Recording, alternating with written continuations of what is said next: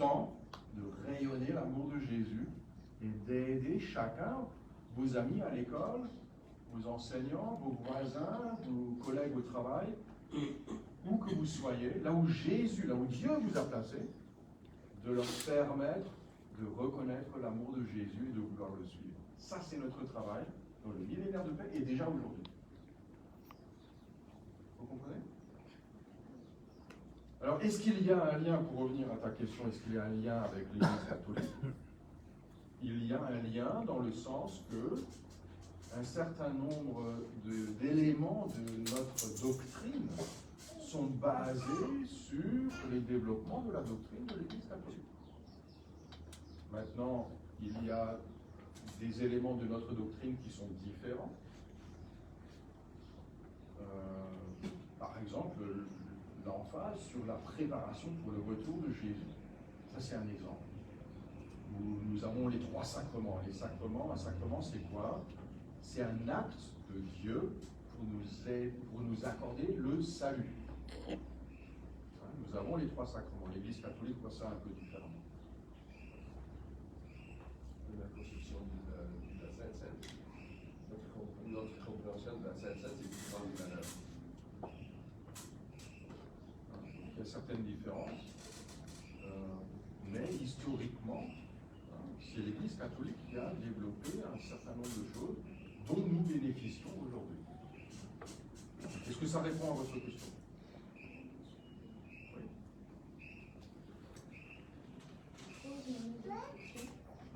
Maintenant, l'Église néo-apostolique confirme le baptême de l'Église catholique, contrairement pour d'autres églises. Et ainsi, on est aussi sur ça. L'Église néo-apostolique confirme le baptême de l'Église catholique, mais contrairement pour d'autres églises. Ainsi, on est sur ça. Parce que vous venez de dire, on ne peut pas ignorer, on va toujours accepter le baptême de tous les autres églises parce qu'ils baptisent aussi les autres. Maintenant, à l'Église néo-apostolique, on confirme que pour l'Église catholique. Non, pas que. Alors, je ne sais pas quelle est la pratique ici. L'apôtre patriarche avait éclairci cela il y a déjà 20 ans, presque 20 ans.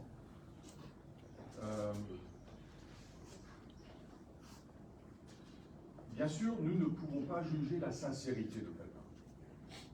Par contre, nous pouvons évaluer la doctrine d'une autre église. Est-ce que la doctrine des autres églises est conforme à notre doctrine sur le point du baptême d'eau?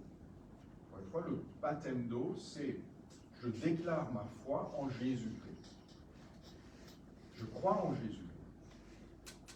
Qu'est-ce que ça veut dire je crois en Jésus-Christ? Qui est-ce qui connaît le deuxième article de la foi?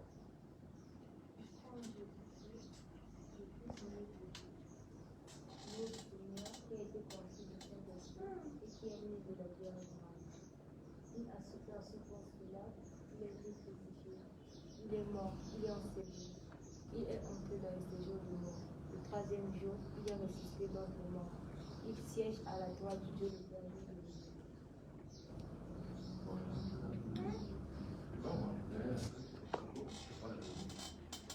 Qui c'est qui connaît le deuxième article de la foi comme la sœur vient de le dire? Qui c'est qui le connaît? Hein? C'est confirmant? Non? Qui le connaît? Allez. Ma sœur, est-ce que tu peux te mettre debout? Et on va tous le dire ensemble. Alors vas-y, lentement, à voix haute, et tout le monde, on le dit avec elle. Je crois en Jésus-Christ, le Fils unique de Dieu, notre Seigneur, qui a été conçu du Saint-Esprit et qui est né de la Vierge Marie. Il a souffert sous Ponce Pilate. Il a été crucifié. Il est mort et a été enseveli. Il est entré dans le séjour des morts. Le 3e jour, il est monté au ciel. Il siège à la droite du Dieu Père. Merci beaucoup. Alors, troisième jour, il est ressuscité, et c'est après qu'il est monté au ciel. C'est très bien. Très, très, très bien. Pourquoi on apprend les articles de la foi? C'est pas pour pouvoir les réciter, c'est pour les comprendre. Et tout ce que vous venez de dire, c'est ça que nous croyons en Jésus-Christ. Que c'est le vrai Dieu qui est devenu un vrai homme. L'évêque, il pourrait passer 3 heures à vous expliquer la nature, la double nature de Jésus. Vrai Dieu et vrai homme. Et c'est en tant que vrai Dieu et vrai homme qu'il a vécu une vie parfaite, sans péché. Il a montré, à cause de son amour pour nous, qu'il est capable de vaincre le mal à tous les moments. Il n'a jamais dit un mensonge, il n'a jamais fait du mal à quelqu'un, il n'a jamais commis un péché. Pour nous, c'est incroyable. C'est impossible pour nous. On ne peut pas s'imaginer même une journée sans commettre au moins une erreur, avoir une mauvaise pensée. Non, Jésus est resté parfait. Et par amour pour nous, il est mort à la croix. Pendant qu'il est mort, il est entré dans le domaine des défunts pour leur annoncer la bonne nouvelle, leur annoncer, vous aussi, maintenant, vous avez accès au salut. Il est ressuscité. Nous avons célébré il n'y a pas longtemps la fête de Pâques, la résurrection de Jésus. Ensuite, nous avons fêté la fête de l'Ascension. C'était jeudi, il y a quelques semaines. Vous vous souvenez? C'est le jour où nous commémorons, c'est Jésus qui est retourné au ciel 40 jours après sa résurrection. Et le plus important, d'où il reviendra. C'est tout cela que nous croyons en Jésus. Et Jésus, c'est lui qui a institué le saint baptême d'eau. Alors lui, il a été baptisé, mais le baptême que Jésus a vécu, que quand Jean le Baptiste l'a baptisé, ça c'était pas un sacrement. C'est pas ça le baptême de Jésus. C'était déjà une pratique. Il a été baptisé. Jean le Baptiste baptisait pour permettre aux gens de prendre conscience qu'il faut se repentir. Nous sommes pécheurs, nous avons besoin de la grâce de Dieu. Eh bien, il faut s'engager à vivre selon les commandements de Dieu et de ne plus vouloir pécher. Se repentir. Jésus, lui, il a transformé cela dans un sacrement, donc toujours avec de l'eau, déclaration de la foi en Jésus. Et les autres églises qui croient dans ce même Jésus, que c'est un vrai Dieu et vrai homme, qui a donné sa vie en sacrifice, qui est ressuscité, qui est monté au ciel et qui reviendra, et qui baptise avec l'eau, comme nous le faisons. Alors certains, ils utilisent beaucoup d'eau, d'autres moins, c'est pas ça qui est important. Eh bien, toutes ces églises qui ont cette même doctrine et cette même conception de foi, nous acceptons leur baptême. L'Église catholique, l'Église protestante et d'autres églises, nous acceptons leur baptême. Nous reconnaissons leur baptême. Il n'y a pas de confirmation déjà. La seule chose que nous faisons, je ne sais pas si vous le faites ici, l'adoption, c'est l'admission. L'admission, c'est quoi? L'admission, c'est pas valider leur baptême. Leur baptême est valable. L'admission, c'est leur déclaration de la foi dans l'enseignement de l'apostolat au sein de l'Église apostolique. Parce que quand ils sont baptisés dans l'Église catholique, ils ne savent pas qu'il y a les apôtres ou l'Église apostolique, ils ne déclarent pas leur foi dans l'enseignement de l'apostolat. Mais pour devenir un chrétien néo-apostolique, eh bien pour nous c'est important. Nous savons que Jésus nous enseigne à travers l'apostolat. Le Saint-Esprit est actif, il nous enseigne à travers l'apostolat. C'est d'ailleurs la parole que l'apôtre patriarche a utilisée dimanche dernier pour la fête de la Pentecôte, que l'Esprit nous enseigne dans la vérité. C'est le travail qu'il fait à travers l'apostolat. Et donc, quand quelqu'un qui a été baptisé dans une autre église vient à l'église apostolique, en plus de leur baptême d'eau qu'ils ont eu dans leur église, ils déclarent leur foi dans l'enseignement de l'apostolat au sein de l'église apostolique. C'est ça la discipline. Oui, on l'a trouvé. Merci. Voilà, donc baptême d'eau, avec de l'eau, la foi en Jésus-Christ, et comme l'apôtre Alzin vient de le préciser, baptême au nom de la Trinité, Dieu le Père, le Fils et le Saint-Esprit. Alors il y a des églises qui se disent chrétiennes, mais qui ne font pas cela. Il y a des églises qui ne croient même pas en Jésus-Christ, Fils de Dieu. Et pourtant, ils se disent chrétiens. Donc ceux-là, on n'accepte pas leur baptême. Voilà, simplement.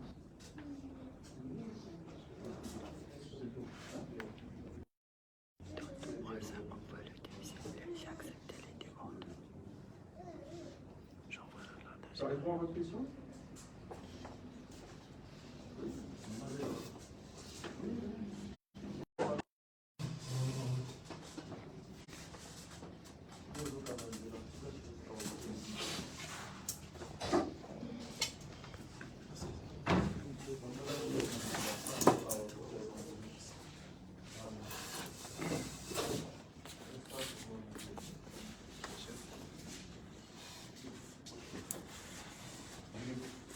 Ça répond à toute la question ou vous avez encore une sous-question?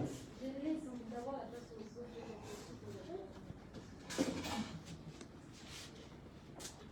Avez-vous d'autres questions? C'est le prêtre Joël Otorgou de Brazzaville. Ma question est la suivante. Nous constatons que dans la vie courante actuellement, principalement au Congo ou dans les grandes villes, il y a le phénomène Koulou Nao bébé noir qui se passe. C'est-à-dire le voyoutisme ou le banditisme qui se passe. Je prends l'exemple, je suis un père de famille, père de 2, 3 enfants, avec ma femme dans la maison. Au milieu de la nuit, j'ai 3 bons gaillards qui m'attaquent dans la maison, chez moi principalement. Soit c'est les 3 bons gaillards qui vont m'éliminer avec toute ma famille, soit c'est moi qui ai les possibilités d'éliminer les 3 bons gaillards. À ce niveau, face à la parole qui dit que tu ne tueras point, que dois-je faire? Alors déjà, je ne sais pas, vous faites du karaté ou... Moi, il y a 3 gaillards qui rentrent chez moi, je ne peux rien faire. Je ne sais pas comment... Mais la question est bonne. L'apôtre patriarche a éclairci cela lors de sa visite à Kananga il y a 2 ans.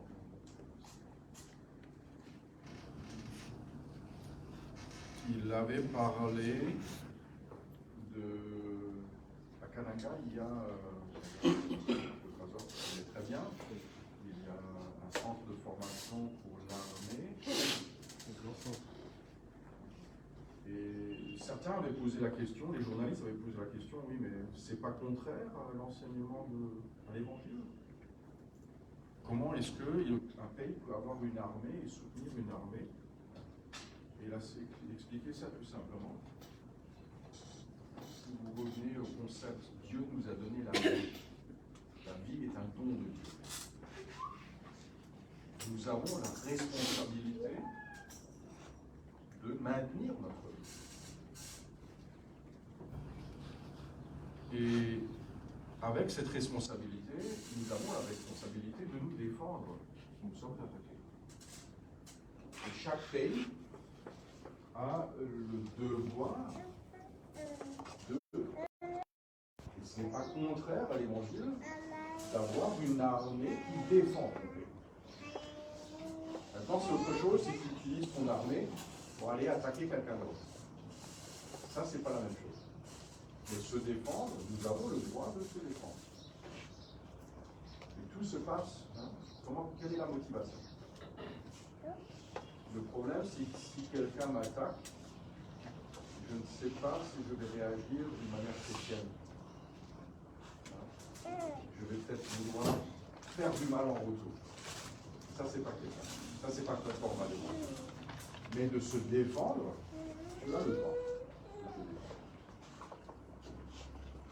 Maintenant, si parce qu'il m'attaque et parce que mes enfants risquent d'être la victime,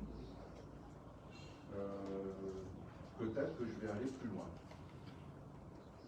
Si j'ai un pistolet, peut-être que je vais l'utiliser pour les tuer. Et ça, c'est très difficile. Hein. Mais ça,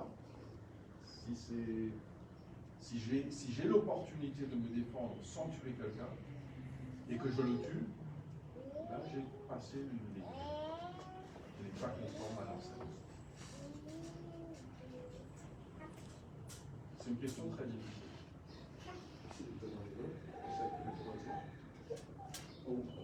Auparavant, on a dit culture à point. Et maintenant, tu ne promets pas point de l'autre, c'est quelque chose que nous ne pouvons plus citer le vrai sens de l'hébreu. Alors, le meurtre, c'est une chose différente. Si on se défend, on a le droit de le faire. Je dirais aussi, si ma famille était en danger, absolument. Peut-être pour les blessés, pour les empêcher de faire mal, mais peut-être plus loin.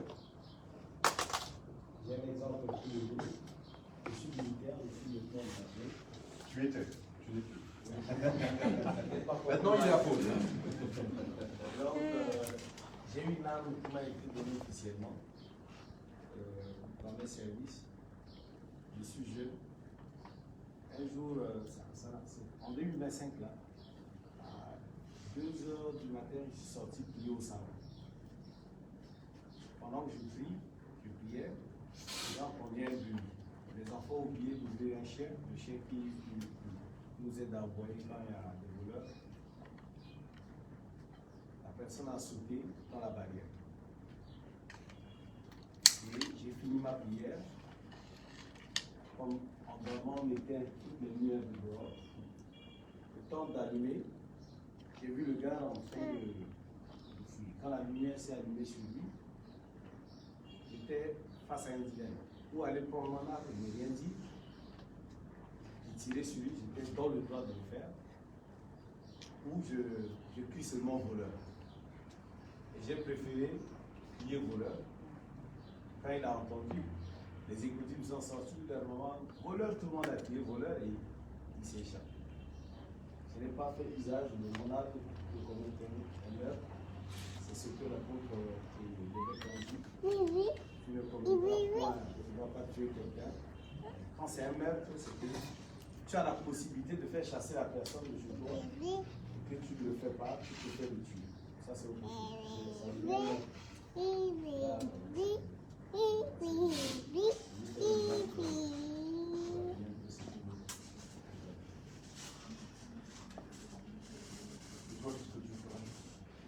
Toi, tu saurais te défendre avec trois grands gagnants.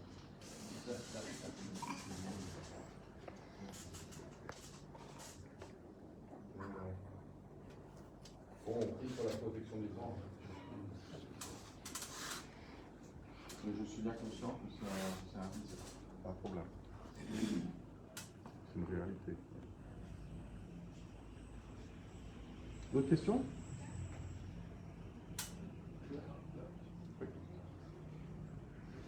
Monsieur l'apôtre, c'est l'évangéliste Nzambe Abdou, responsable de la communauté arrive, le plus beau des évangélistes. Vous avez dit que le Saint-Esprit, ce n'est pas l'occasion qui va nous permettre d'hériter le royaume des cieux. Et alors, la Bible nous dit, celui qui ne serait pas baptisé d'eau et du Saint-Esprit, celui qui ne boira pas mon corps et le sang, ne va pas hériter le royaume des cieux. Là, on n'a pas compris. Très bien, je vous remercie. Merci pour cette clarification. Ce que j'ai dit tout à l'heure, c'était, je m'attendais à une question comme celle-ci, je le dis d'une manière provocative. Bien sûr, les 3 sacrements, ils sont là pour notre salut. Jésus a donné les 3 sacrements pour notre salut. Comme l'évangéliste vient de le rappeler, c'est Jésus qui a dit à Nicodème, il faut renaître d'eau et d'esprit si nous voulons entrer dans le royaume de Dieu. Alors pourquoi j'ai dit ça d'une manière provocative? On n'a pas besoin du Saint scellé pour avoir la vie éternelle. C'est parce que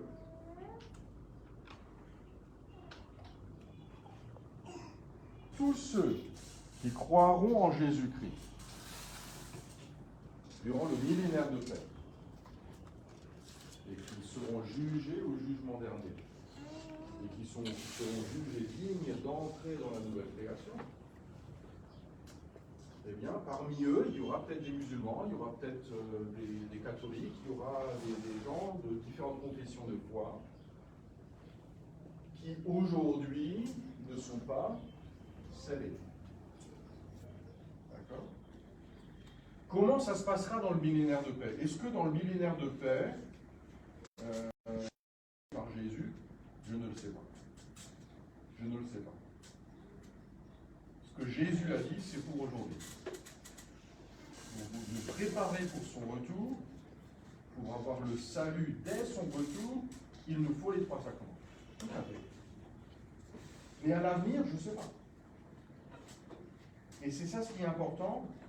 Quelqu'un qui est baptisé correctement dans une autre église, je ne peux pas dire, toi tu ne seras pas sauvé.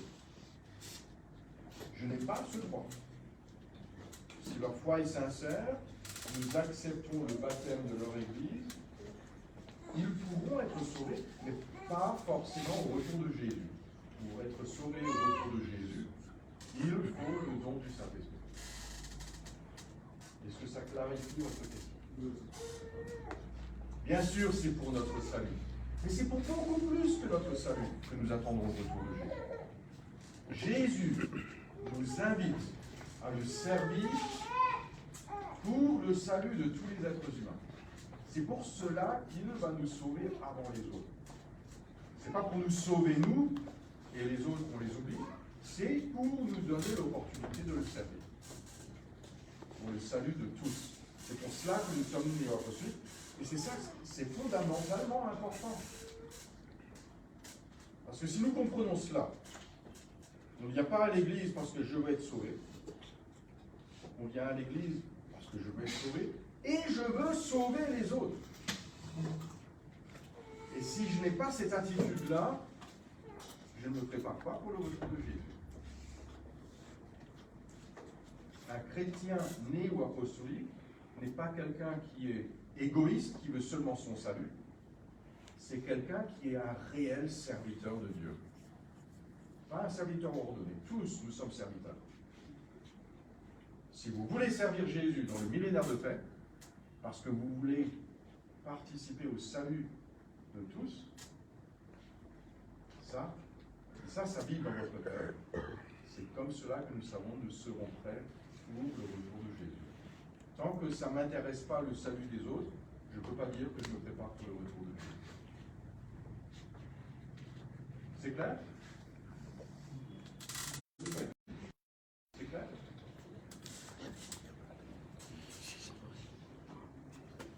Oui? J'ai appris votre question?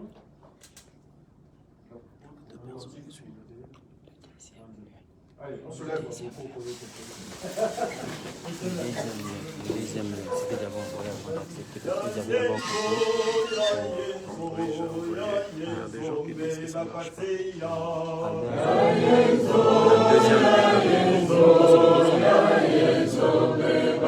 c'est le deuxième.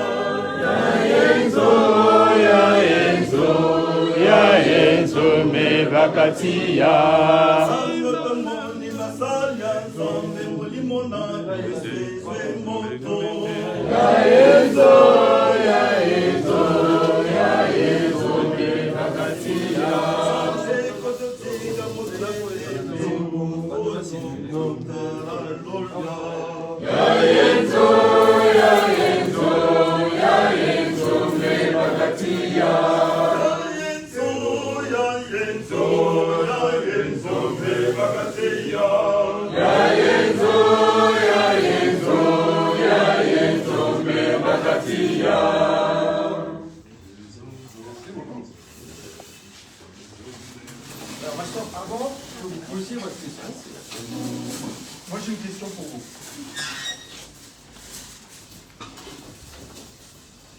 À votre avis,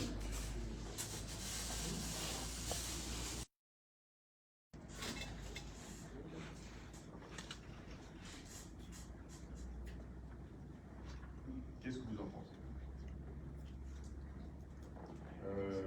Les serviteurs ordonnés, laissez les jeunes répondre.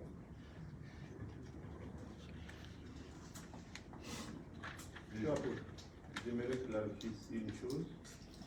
Peut-être c'est un arrive que peut-être à réagir en français. Ils peuvent répondre en lingala et je traduis. Oui, oui, merci beaucoup. Tu peux le dire en lingala? Moto Oyo a posé question en français. À l'Ovanalinga, on peut traduire dans tout. Je peux dire aussi en lingala, si La vous question. ne comprenez pas ce que je dis, est-ce qu'il y a besoin de traduction? So, est-ce que vous allez pour la Namalova, vous allez pour Nova, en français? Est-ce que vous allez pour ça? Il y a un moteur pour l'Imbolango. Lingala.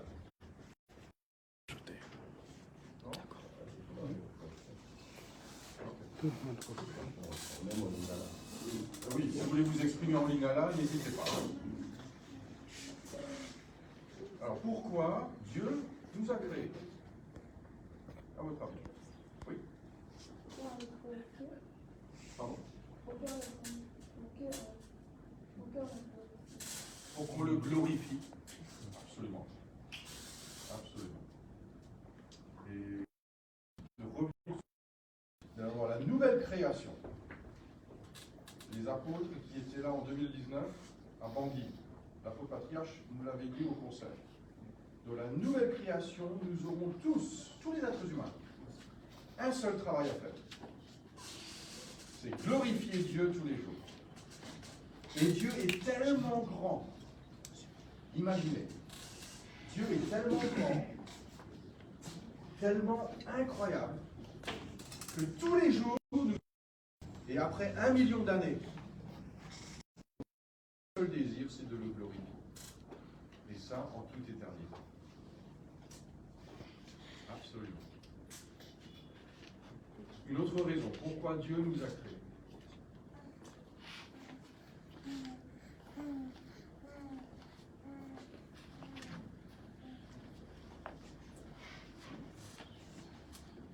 Pourquoi Dieu a créé les êtres humains?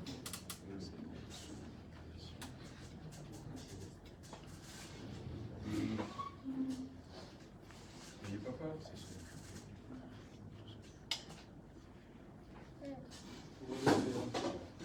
Pour le servir.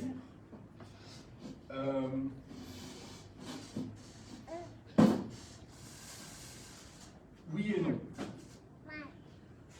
Il nous donne l'opportunité de le servir. Jésus nous donne l'opportunité de le servir pour sauver tous les êtres humains, dans le millénaire de paix, oui, mais il n'a pas besoin de nous pour le servir.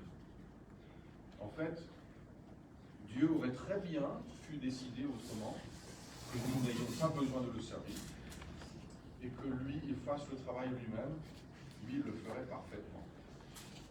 Ce serait beaucoup plus rapide si lui faisait le travail. Parce que lui, il ferait le travail parfaitement.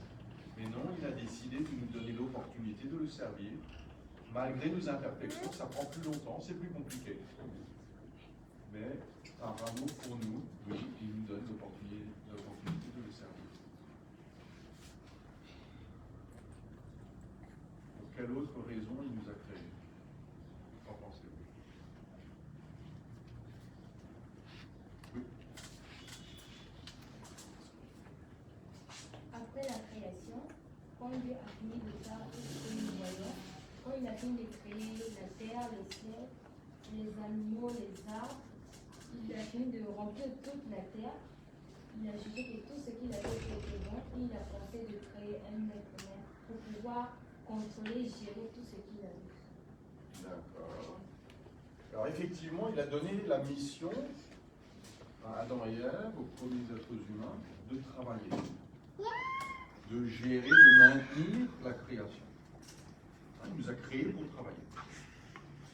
Mais souvenez-vous au début, et là je parle au début, avant la chute dans le péché. Est-ce que Adam et Ève, ils se disputaient? Non. Ils vivaient en parfaite harmonie les uns entre eux, non? C'était la vie parfaite. Est-ce que Adam et Ève avaient un besoin? Non, ils étaient dans le paradis, il y avait tout.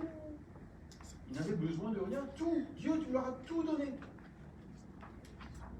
Est-ce que les êtres humains et Dieu étaient en parfaite harmonie? Oui, chez la bouche. Hein? Oui, chez la bouche. Dieu venait les visiter tous les jours, ils parlaient ensemble. Vous imaginez? Parfaite harmonie avec Dieu, parfaite harmonie entre eux. Ils avaient tout. Et c'est en regardant comment était la situation quand Dieu les a créés qu'on comprend pourquoi Dieu nous a créés. Il nous a créés pour vivre en parfaite harmonie avec lui, en parfaite harmonie les uns avec les autres, pour vivre dans son amour. C'est pour ça qu'il nous a créés.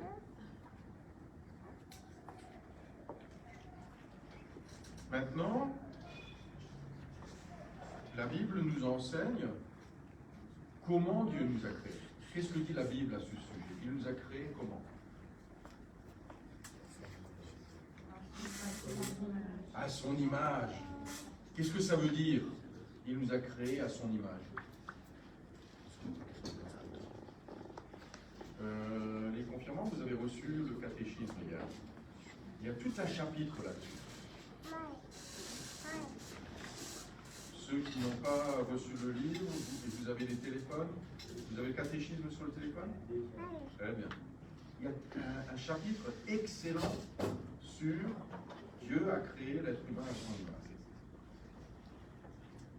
Par exemple, ça décrit dans ce chapitre que Dieu a donné aux êtres humains la capacité de percevoir Dieu et de communiquer avec Dieu. Et Dieu communique avec nous. Dieu ne parle pas aux arbres, il ne parle pas aux animaux, mais il a parlé aux êtres humains. Et nous, les êtres humains, nous avons la capacité de parler avec Dieu.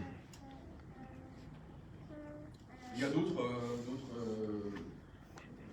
points importants dans ce chapitre, mais le plus important, c'est que Dieu nous a donné la capacité d'aimer. Dieu est amour, il nous a créés à son image, il nous a donné la capacité d'aimer.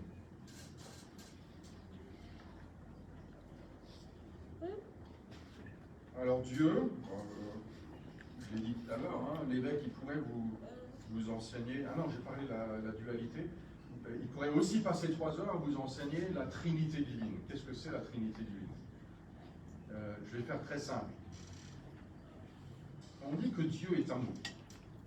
Nous savons Dieu est le Père, le Fils et le Saint-Esprit. Nous croyons en un Dieu, mais Dieu est composé de 3 êtres. 3 personnes distinctes. Le Père n'est pas le Fils n'est pas le Saint-Esprit n'est pas le Père. Ce sont 3 entités, 3 personnes distinctes, mais qui sont unies. C'est un Dieu. C'est peut-être compliqué pour nos petits cerveaux à comprendre. Mais regardons un peu comment la Bible décrit Dieu. Dieu, le Père, dès le début, il a annoncé le Fils. Il a annoncé, dès la chute dans le péché, il a annoncé qu'il enverra celui qui viendra apporter la victoire sur le mal et qui ouvrira la porte pour le salut des êtres humains. Dès le début, il montre le Fils. Il ne parle pas de lui, il montre le Fils. Le Fils, qu'est-ce qu'il fait? Il vient sur terre, il montre le Père. Il ne parle pas de lui, il montre le Père. Il explique qui Dieu est réellement. Et il annonce le Saint-Esprit. Quand il est retourné au Père, chez le Père, quand il est retourné au ciel, chez Dieu, il envoie Dieu le Saint-Esprit. Quel est le rôle du Saint-Esprit? Il nous montre le Fils. Il nous montre combien Jésus nous aime. Il ne parle pas de lui, il nous montre qui est Jésus. Et il nous permet de nous préparer pour le retour de Jésus. Donc, les trois, ils ne se servent pas eux-mêmes, ils servent l'autre.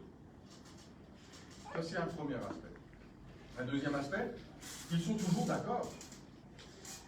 Le Père, le Fils, le Saint-Esprit sont toujours d'accord. Dès le début, on lit dans les Écritures, dès le début, il y avait la parole, pensez au premier chapitre de l'Évangile selon Jean. La parole, tout a été créé par la parole. Et la parole a été personnifiée, venue sur terre en Jésus-Christ. Donc Jésus, Dieu le Fils, était là dès le début de la création. Et la Genèse parle de l'Esprit de Dieu qui était au-dessus de la terre. Les autres exemples, les trois étaient présents dès le début.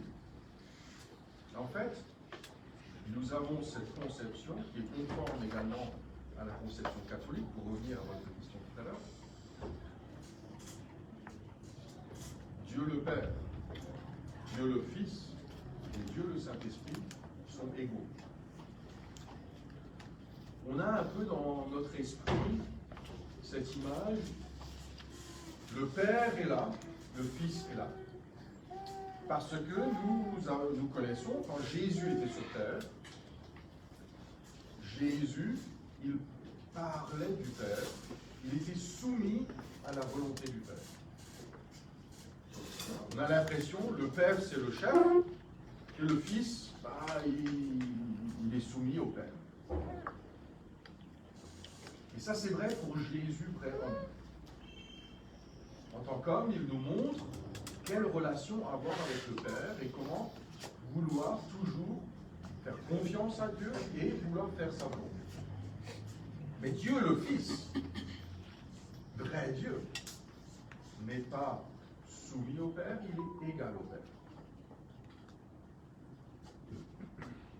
Et Jésus a montré un petit peu cela en disant, on ne prend pas ma vie, je la donne volontairement. Ça veut même dire, je ne donne pas ma vie parce que le Père veut que je donne ma vie. Je suis d'accord avec sa volonté, c'est ma volonté. Lui, il donne sa vie, il n'est pas la victime de la volonté du Père, il a la même volonté. Et en cela, il est égal au Père. Donc le Père, le Fils, le Saint-Esprit, il n'y a pas une hiérarchie, l'un est au-dessus des autres, ils sont égaux. Et ils ont toujours le même désir, la même volonté. Ce que l'un veut, l'autre le veut ici.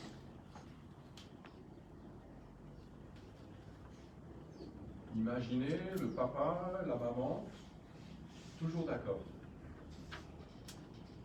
Le papa rentre du travail à la maison et dit à son épouse, ma chérie, j'ai eu cette pensée, et je te propose, on va faire ceci et cela. Et l'épouse, elle dit, j'ai eu la même pensée, je voulais te le proposer, j'aimerais bien qu'on fasse ça. Et les enfants, ils viennent et ils disent, papa, maman, j'ai une idée. Et si on faisait ça? Les parents disent, mais c'est exactement ce qu'on était en train de discuter. Et que tous les jours, on est toujours d'accord. Vous imaginez ça? Vous imaginez la vie à la maison? Le papa, la maman, les enfants, on est toujours d'accord. Et puis, l'un ne se sert pas, il sert l'autre. Le papa, il rentre à la maison et il dit à son épouse, ma chérie, tu as une longue journée, assieds-toi, moi je vais faire manger. Ça choque un peu peut-être dans votre culture. Moi, j'aime bien cuisiner. Hein? C'est ça aussi. J'ai mangé. Et bon. On aime, c'est une façon de servir la famille. On aime bien faire le travail de l'autre. Mais bon, moi je suis un être humain, j'ai mes limites, j'aime pas faire la vaisselle. Mais si j'aimais réellement mon épouse, je lui dirais, assieds-toi, je vais faire la vaisselle. Et l'épouse, elle dit, non, non, toi tu étais parti, tu as une longue journée, toi tu t'assieds, moi je fais la vaisselle. Et maintenant les enfants ils viennent, papa, maman, vous avez une longue journée, asseyez-vous, moi je vais faire la vaisselle. Imaginez un peu la vie qu'on aurait si on était tous animés de ce même désir. Toujours d'accord. Et toujours, non seulement vouloir, mais le faire, servir l'autre. Jamais une dispute. Toujours le désir de servir. C'est comme ça chez vous? Chez vous, la maison, c'est comme ça. Des fois, mais pas toujours. Hein. Et Dieu, c'est toujours. Dieu, c'est toujours comme ça. Vous imaginez? C'est pour ça qu'on dit que Dieu est amour. Il n'est pas seulement, on ne dit pas seulement que Dieu aime. Dieu est amour. Si nous vivions comme ça, nous vivrions réellement dans l'amour, non? Hein? Dieu nous a donné la capacité d'aimer et d'agir comme lui. Maintenant, c'est pas toujours facile pour nous. On ne le fait pas toujours comme ça. Et Dieu nous a donné la capacité d'aimer. Pour pouvoir aimer, il faut un choix. Il faut avoir le choix. Pour pouvoir aimer, il faut avoir la possibilité de choisir autre chose. Parce que sinon, si on nous force d'aimer, est-ce que c'est encore de l'amour? Est-ce que vous avez un petit ami? Est-ce que vous vous souvenez la première fois, qui c'est qui a aimé l'autre d'abord? Est-ce que c'est lui qui vous a aimé d'abord? Oui. Est-ce que vous l'avez tout de suite aimé en retour? Et quand vous ne l'aimiez pas encore, est-ce qu'il pouvait vous forcer à l'aimer? Vous êtes sûr? S'il vous donne beaucoup d'argent, non, vous avez tout à fait raison, on ne peut pas forcer. Sinon, ce n'est pas du vrai amour. D'accord? Et donc, Dieu nous a créés pour vivre en parfaite harmonie avec lui. Il nous a créés parce qu'il nous aime. Et pour vivre en parfaite harmonie avec lui, il nous donne l'opportunité de l'aimer aussi. Eh bien, il nous a créé à son image. La capacité de l'aimer.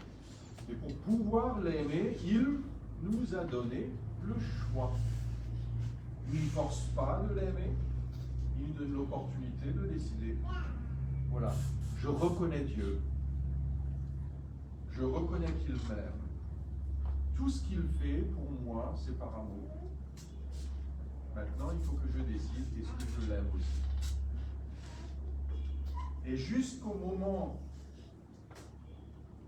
où Dieu a dit ne mangez pas de ce fruit, les êtres humains n'avaient pas le choix. Ils vivaient en parfaite harmonie avec lui et les uns avec les autres, mais ils n'avaient pas d'autre possibilité. Et le jour où il a dit voilà, maintenant, je vous donne un commandement.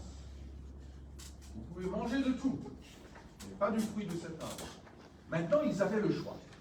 Est-ce que je l'aime Dieu tellement que je lui obéis? Je veux la même chose que lui? Ou est-ce que je veux faire aller mon propre chemin? Moi, je veux décider ce que je veux. Et on sait très bien ce qui s'est passé. Les êtres humains ont mal utilisé leur possibilité de choisir. C'est un peu comme l'histoire du fils prodigue. Hein? Vous connaissez l'histoire? Les jeunes? Vous connaissez la parabole que Jésus a racontée du fils prodigue? Non? Il avait tout chez le père. Et un jour, il vient chez le papa et il dit, donne-moi mon héritage, moi je veux partir. Et le papa, il n'est pas content, il voudrait bien qu'il reste, mais il lui donne l'héritage, il ne le laisse pas. Pendant un certain temps, il a utilisé cet argent, il a eu beaucoup d'amis, il a fait beaucoup de fêtes, jusqu'à ce qu'il n'y ait plus d'argent. Et en fin de compte, il s'est retrouvé, c'est une image pour les Juifs, c'est abominable. Il était là, il se prenait soin des cochons, et il rêvait même de manger ce qu'eux, ils mangeaient. Tellement misérable, sa vie était devenue tellement misérable. Et c'est là qu'il s'est souvenu, même les serviteurs qui travaillent chez mon papa, ils ont une meilleure vie que moi. Donc il a beaucoup souffert, et c'est dans cette souffrance qu'il s'est souvenu de l'amour de son père, et qu'il est revenu chez le père. Comment est-ce que le père l'a accueilli? Il a même couru pour l'accueillir.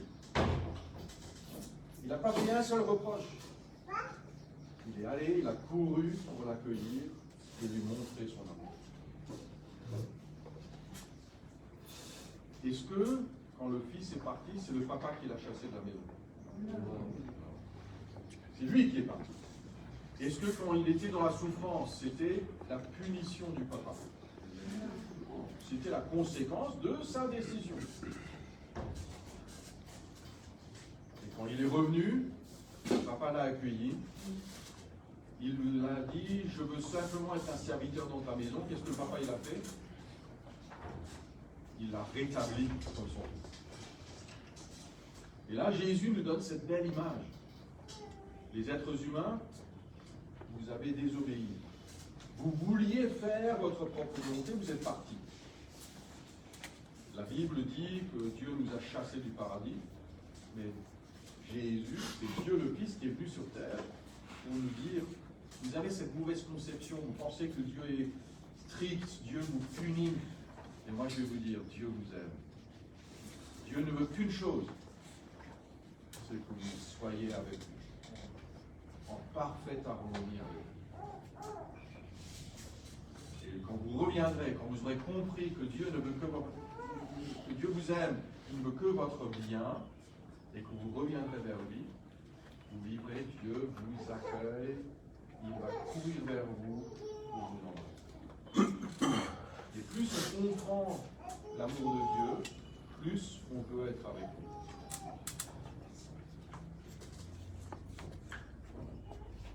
Vous êtes d'accord jusque-là? Maintenant, on va aller une étape plus loin. Vous connaissez cette image dans la Bible? Que pour Dieu, un jour c'est comme 1000 ans et 1000 ans c'est comme un jour. Vous avez bien entendu ça? Qui c'est qui a étudié les mathématiques? Est-ce que vous pouvez m'expliquer cette équation?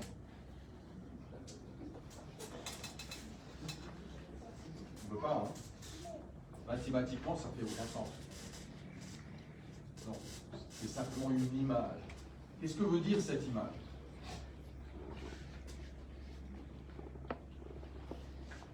Qu'est-ce que ça veut dire? Que pour Dieu, un jour c'est comme 1000 ans et 1000 ans c'est comme un jour. Qu'est-ce que ça veut dire cette image? Oui.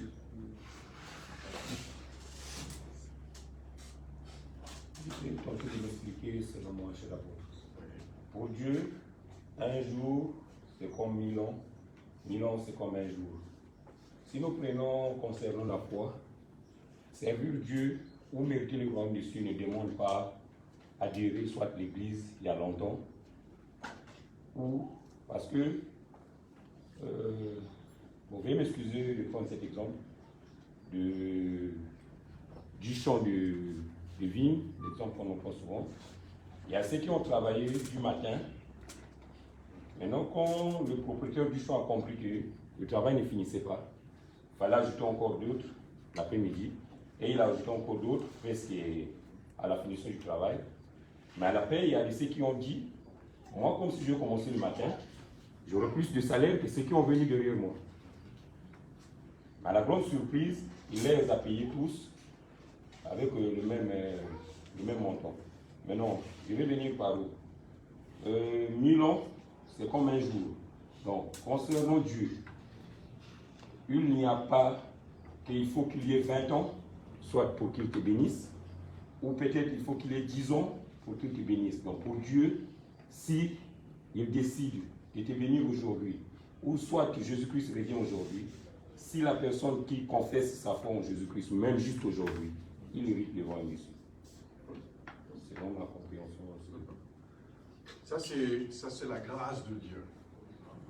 Et comme je l'ai dit tout à l'heure, quand on sera tous dans la nouvelle création, nous aurons tous la même chose, le même salaire. Oui, dans cette parabole. Cette image, en fait, c'est très simple. Ça veut dire tout simplement que pour Dieu, il n'y a pas le temps. Dieu est au-dessus du temps. Tout simple. Dans le catéchisme, pour lire au catéchisme, il y a une belle définition que Dieu est au-dessus du temps.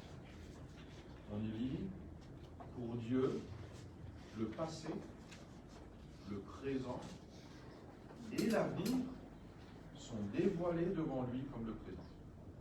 Qu'est-ce que ça veut dire? Ça veut dire que Dieu connaît parfaitement le passé, le présent et l'avenir.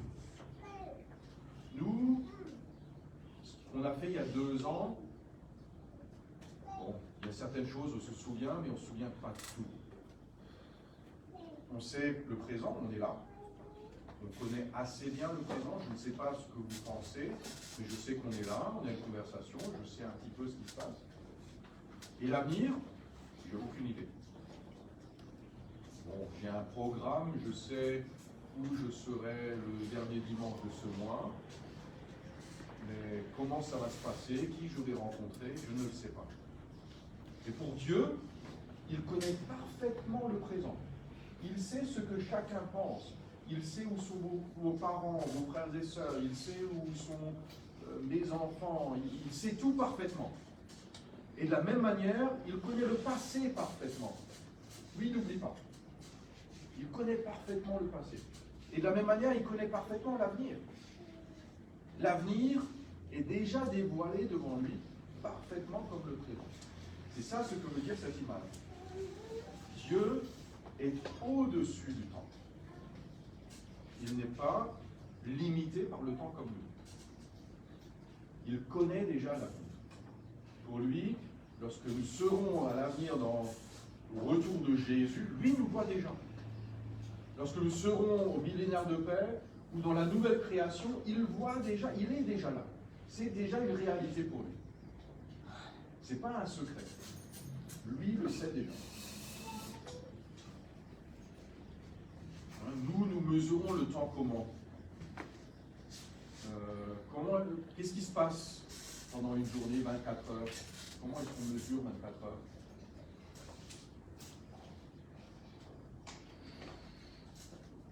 Ceux qui ont étudié à l'école, qu'est-ce qui se passe en 24 heures?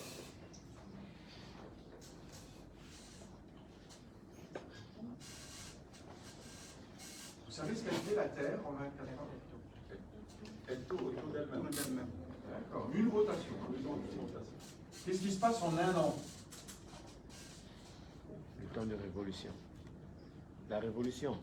Une révolution autour Du soleil. du Soleil. D'accord? Nous mesurons le temps avec le mouvement des planètes. Hein, c'est ça. Qui c'est qui a créé tout ça? C'est Dieu. C'est Dieu. Dieu ne dépend pas de sa création. Il est au-dessus, il est beaucoup plus puissant que sa création. Donc le temps tel que nous le mesurons, c'est Dieu qui l'a créé.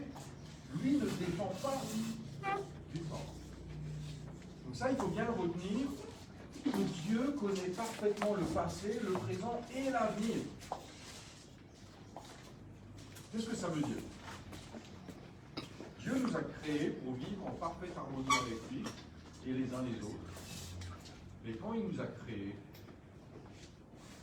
et pour que nous puissions vivre dans cette parfaite harmonie et l'aimer comme lui nous aime, et qui nous a donné le libre arbitre, la liberté de choix, est-ce qu'il était surpris quand Adam et Ève sont tombés dans le péché? Non. Ah non, il le savait. Il connaît l'avenir, il savait très bien ce qu'ils allaient faire. Il savait très bien que nous serons des pécheurs. Donc avant qu'il nous crée, il savait très bien que pour que nous puissions vivre en parfaite harmonie avec lui, il faudra venir sur terre, devenir homme. Pour prouver son amour, que son amour n'a pas de limite. Et ça, il l'a prouvé en donnant sa vie. Même à la croix, dans d'amères, d'atroces souffrances, il a continué d'aimer. Il a donné la grâce aux criminels à côté de lui. Il a prié pour ceux qui le tuaient. Il a montré qu'il n'y a rien que vous puissiez faire qui m'arrêtera de vous aimer. Il a prouvé l'amour de Dieu. Et par son sacrifice, il a ouvert la porte pour que nous puissions entrer dans son royaume. Il savait qu'il devait faire ça.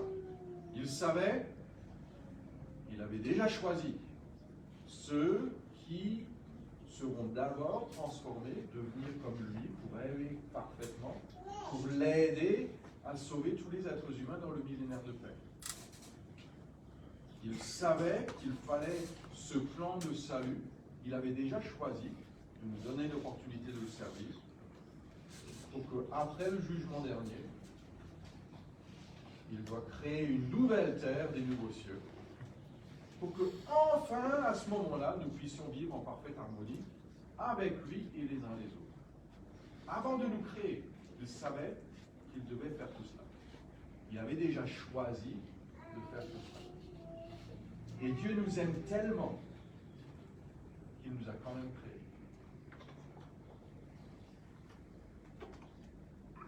Vous comprenez?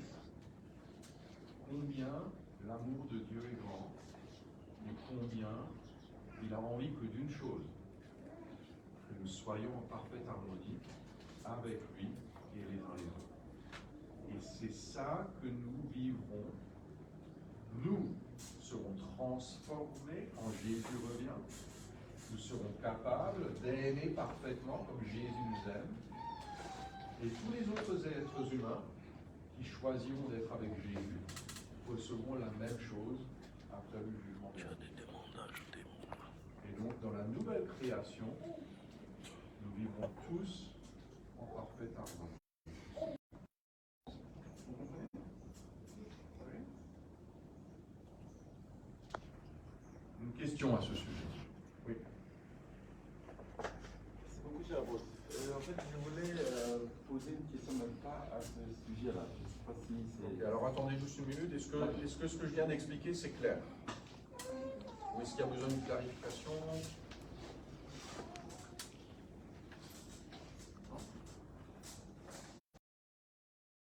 Ou bien parce que vous comprenez un peu. Les responsables de jeunes, je vous encourage, revenez sur ces sujets